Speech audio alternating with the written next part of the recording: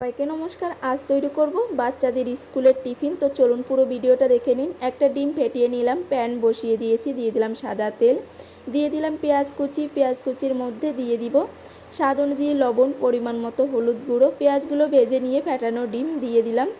এবার এখানে আমি কিছু চাউমিন সিদ্ধ করে রেখেছিলাম, চাউমিন দিয়ে দিলাম। আর একসঙ্গে ভালোভাবে একটু ভেজে নিব। ভাজা হয়ে গিয়েছে, এবারে আমি দিয়ে দিব টমেটো সস। তো নেড়েচেড়ে নামিয়ে নিলাম। এখানে আমি নিয়ে নিব পরিমাণ মতো ময়দা, স্বাদ অনুযায়ী লবণ, স্বাদ অনুযায়ী চিনি, সাদা তেল, দিয়ে দিব একটু ঘি। এবার ভালোভাবে ময়াম দিয়ে নেব। ময়াম দেওয়া হয়ে গিয়েছে, এবার অল্প অল্প জল দিয়ে একটা ডো তৈরি করে নেব। তো ডোটা তৈরি করা হয়ে গিয়েছে, এবার আমি দুই ভাগে ভাগ করে নেব। ভাগ করে নিয়ে আমি দুটো তৈরি করে নেব রুটি।